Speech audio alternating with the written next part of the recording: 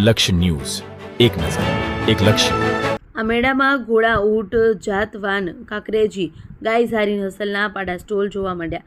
આ લોકમેળામાં તલવારબાજી, પટાખેજ, અશ્વસવારી, મેરાયું જેવી વિવિધ સ્પર્ધાઓ કરવામાં આવે છે. અશ્વ હરીફાઈની સાથોસાથ અહીં લોકમેળાનું પણ આયોજન કરવામાં આવ્યું છે. મેળા સમિતિના અધ્યક્ષ મહેશભાઈ દવે અને જસરા ગામના સરકારના સહયોગથી શરૂ થયેલા આકર્ષણોની માહિતી આપવામાં આવી. મેળામાં ખાણીપીણીના સ્ટોલ, ચકડોળ તેમજ ચેલેન્જ ગેમ, વિશાળ ડાયરા આયોજનમાં લોકોએ ભાગ લીધો હતો અને આનંદ માણ્યો હતો. અહેવાલ રાજપૂત ભલાભાઈ ભાવથરાદ. हाँ बोलो जी. શું નામ આપનું? મારું નામ ચૌધરી અર્જણભાઈ હરસિંહભાઈ, ગામ માજાવાડા, તાલુકો થરાદ, જિલ્લો વાવ-થરાદ. તમે તમારો જે પાડો છે એ કેટલા દિવસથી અહીંયા લઈને આવ્યા છો જસરા મેળાની અંદર? સવારમાં જ આવેલા છો. આમાં કહેવાય બની નસલ પ્યોર, ખૂબ સારી નસલનો કહેવાય. આમ ગણો તો બનીમાં પહેલા નંબરનો પાડો કહેવાય નસલમાં. બંને નસલનો પાડો છે. આ પાડો કેટલા વર્ષનો છે? આ 5 વર્ષનો. 5 વર્ષનો છે. અને કોઈ વેચવાની તમે ગણતરી મૂકી કે નહીં? વેચવાની કોઈ ગણતરી નથી મૂકી. તમારે ઘર માટે જ છે?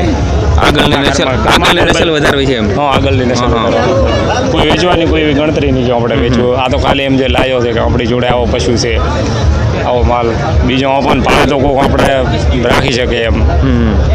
એ જ, બીજું કશું ગણતરી બીજું. આ જસરા મેળાની અંદર તમારા જોડે લોકોએ ઘણી બધી માહિતી માંગી છે. આ પાડા વિશે તમે શું માહિતી માંગી? એમ માહિતી બહુ માંગી કે આમ ખૂબ સારી નસલ છે અને આમ ગણો તો નંબર એ પહેલો કહેવાય.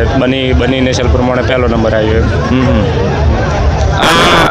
આ પાડાની માં છે એનું કેટલું દૂધ હતું? એનું 22 લીટર રોજનું. 22 લીટર. એક ટાઈમનું 11 લીટર. 11 લીટર દૂધ હતું. એક ટાઈમનું 11 લીટર. હા, એક ટાઈમ. એટલે આજથી 20 વર્ષ પહેલાંની લાઈન છે, જે આલિશાન રોહિતગઢમાં હતો. એ જ લાઈન ચાલી રહી હતી. અત્યારે પંજાબ, હરિયાણા, મહારાષ્ટ્ર, મધ્યપ્રદેશ, કલકત્તા, બેંગ્લોર બધે ઘોડા આલિશાન લાઈનના વન વે ચાલે છે. આ રમેશભાઈએ સારા પૈસામાં ખરીદી લાવ્યો છે એમને.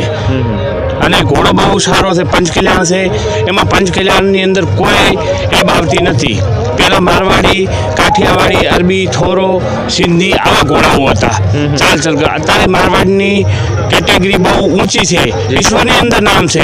અત્યારે 1.5 કરોડ, 2 કરોડ, 5 લાખનું પશુ બચ્ચું મળતું નથી હોતું. કારણ છે કે અત્યારે મારવાડ ગ્રુપની અંદર એવા ટોપ 10ની અંદર વિશ્વની